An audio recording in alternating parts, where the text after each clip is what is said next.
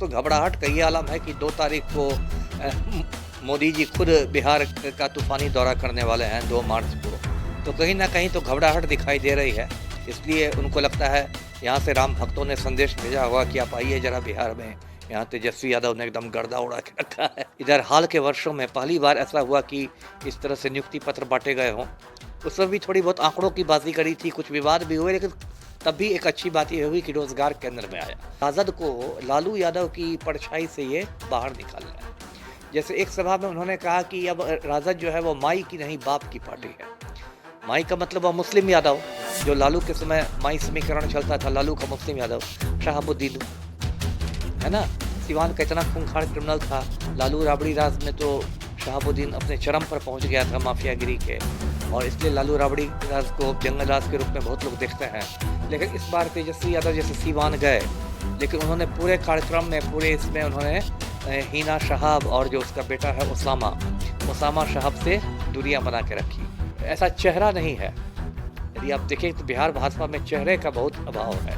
कभी किसी को ये लोग आगे कर देते हैं, कभी रेणु देवी को कहीं से लाके डिप्टी सीएम बना देते हैं, है ना? कुछ बचकानी हरकतें भी वो करते हैं, जिसको मैच्योरिटी कहते हैं वो उतनी नहीं आई है। कभी कोई भगवान शंकर का वेश धारण कर, कभी भगवान कृष्ण का वेश बना लेंगे, जैसे छोटे-छोटे बच्चे करते हैं ना फैंसी ड्रेस में, तो वो फैंसी ड्रेस के ही मोड में रहते हैं। तो उनको पब्लिक भी उतनी गंभीरता से नहीं देती है जितनी। तो राजद के युवराज तेजस्वी प्रसाद यादव जन विश्वास यात्रा पर निकले हुए हैं। बिहार के कई जिलों से यात्रा अभी गुजर चुकी है।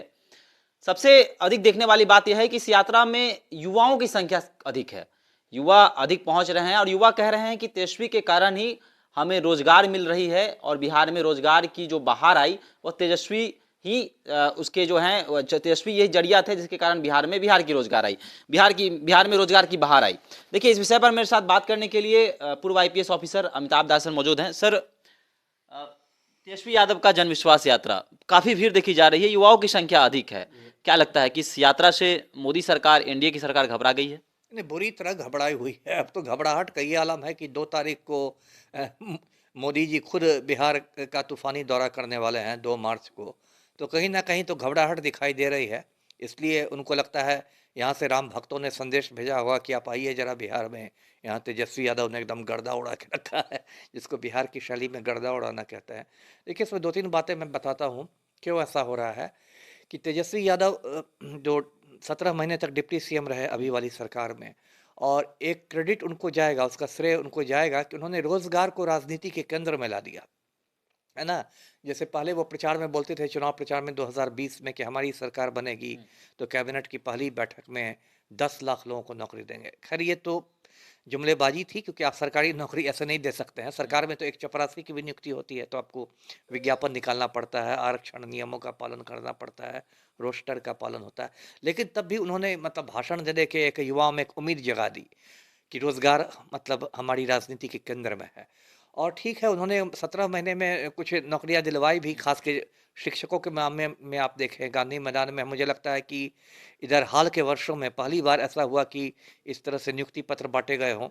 उस वक्त भी थोड़ी बहुत आंकड़ों की बाजी करी थी, कुछ विवाद भी हुए, लेकिन तब भी एक अच्छी बात यह हुई कि रोजगार केंद्र में आया।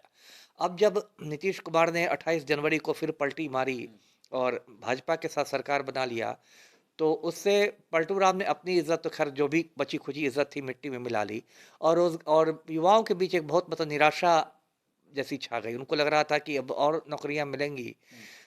तो वैसी स्थिति में जो तेजस्वी यादव की मतलब लोकप्रियता बढ़ी है, और वही आप जनविश्वास यात्रा में देखने को मिल रहा है कि जहाँ जहाँ गए, दरभंगा गए या जहाँ जिस भी शहर गए, सिवान गए, औरंगाबाद या जहाँ भी गए, तो बहुत ज़्यादा भीड़ देखने को मिली।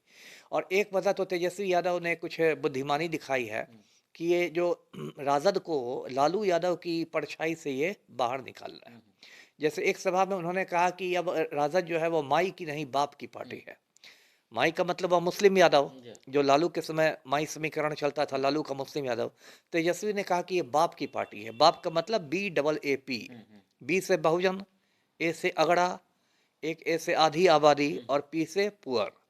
तो एक अच्छी बात है यदि आप इस तरह की समावेशी राजनीति करते हैं कि सभी जाति अगड़ों को भी साथ रखते हैं, पिछड़ों को भी साथ रखते हैं, महिलाओं को भी साथ रखते हैं, यदि सबको आप साथ लेके चलते हैं, तो ये तो एक अच्छा संदेश जाएगा।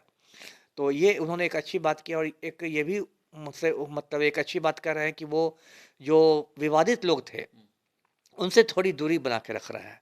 जिन विवादित लोगों की वजह से मतलब लालू राबड़ी के कार्यकाल को जंगल राज का ठप्पा मिला, जैसे मैं एक मिसाल देता हूँ, शहाबुद्दीन, है ना? सिवान का इतना खूंखार क्रिमिनल था, लालू राबड़ी राज में तो शहाबुद्दीन अपने चरम पर पहुंच गया था माफियागिरी के, और इसलिए लालू राबड़ी राज को जंगल राज के रूप में बहुत लोग देखते हैं। लेकिन इस बार तेजस्वी यादव जैसे सिवान गए, लेकिन उन्होंने पूरे कार्यक्रम में, पूरे इसमें उन्होंने हिना शहाब और जो उसका बेटा है ओसामा, ओसामा शहाब से दूरियां बना के रखी। कहीं वो लोग मंच पर दिखाई नहीं दिए। तो इस तरह से एक उन्होंने दूरी बना के रखी है, तो ये सब का कुछ अच्छा मैसेज जा रहा है, और तेजस्वी के प्रति अभी भी लोगों में एक गुडविल है, मतलब एक सद्भाव है लोगों में। क्योंकि एक तो खैर ज़्यादा उनकी औपचारिक शिक्षा नहीं है, लेकिन तब भी पढ़े लिखे की तरह बोलते हैं, धीर गंभीर आदमी है, इंग्लिश भी बोल लेते हैं, हिंदी बोलते हैं, और मतलब एक उनकी अच्छी छवि है। तो एक लोग उसमें बिहार का भविष्य देख रहे हैं, और आज की तारीख में मुझे लगता है कि बिहार में सबसे लोकप्रिय नेता यदि कोई हैं, तो वो तेजस्वी यादव बन के उभरे हैं। और इसके विपरीत पलटू राम की तो बात ही छोड़ दीजिए, भाजपा में कोई ऐसा चेहरा नहीं है। यदि आप देखें तो बिहार भाजपा में चेहरे का बहुत अभाव है। कभी किसी को ये लोग आगे कर देते हैं, कभी रेणु देवी को कहीं से लाके डिप्टी सीएम बना देते हैं, कभी तारकिशोर प्रसाद को, कभी अचानक कोई सम्राट चौधरी पगड़ी बांध के आते हैं, कभी मतलब खुद इन लोग कन्फ्यूजन की स्थिति में हम कि हमारा नेता कौन है। तो उसका फायदा तो तेजस्वी को मिलता हुआ दिख रहा है जी। सर एक चीज और है, तेजस्वी यादव ने जब इस यात्रा की शुरुआत की थी उस समय तेज प्रताप यादव साथ में नहीं दिखे थे, पर अब तेज प्रताप यादव भी शामिल हो गए हैं। तो सर क्या लगता है कि तेज प्रताप को क्या लगने लगा है कि आरजेडी में तेजस्वी की पैठ बढ़ रही है, नेता के रूप में तेजस्वी उभर रहे हैं, आरजेडी में मेरी पूछ नहीं हो रही है तो मैं भी क्यों ना यात्रा में शामिल हो जाऊं? नहीं, शुरू से ही देखिए, शुरू से ही तेजस्वी के तेज प्रताप के मुकाबले तो लालू ने ही तेजस्वी को ज़्यादा महत्व दिया। तेज प्रताप बड़े भाई हैं, तेजस्वी छोटा भाई है, लेकिन तेजस्वी डिप्टी सीएम बने, तेज प्रताप तो नहीं ना। तेज प्रताप मिनिस्टर बने, लेकिन डिप्टी सीएम तो नहीं बने। तो मतलब लालू ने ही ये देखा कि भाई तेजस्वी में ज़्यादा काबिलियत है, और ये बात सही भी है। मतलब एक आम आदमी से भी आप दोनों भाइयों का मूल्यांकन मतलब करेंगे, पूछेंगे, तो तेज प्रताप में तो मैं क्या कहूँ, थोड़ा ये तो बचपना रह गया है ना। कुछ बचकानी हरकतें भी वो करते हैं, जो उसको मैच्योरिटी कहते हैं, वो उतनी नहीं आई है। कभी कोई भगवान शंकर का वेश धारण कर लेंगे, कभी भगवान कृष्ण का वेश बना लेंगे, जैसे छोटे छोटे बच्चे करते हैं ना फैंसी ड्रेस में, तो वो फैंसी ड्रेस के ही मोड में रहते हैं। तो उनको पब्लिक भी उतनी गंभीरता से नहीं लेती है, जितनी गंभीरता से लोग तेजस्वी को लेते हैं। तो अच्छा है, यदि भाजपा वाले ये सपना देख रहे थे कि दोनों भाइयों में हम लोग कुछ फूट पैदा कर देंगे, और घर की फूट भाजपा की लूट हो जाएगी, तो इन दोनों भाइयों ने एक अच्छा संदेश दिया है कि भाई हम लोग का भाईचारा कायम है। और मंच पर अब भरत मिलाप के सीन दिखाई दे रहे हैं, दोनों भाई घूम रहे हैं साथ साथ। तो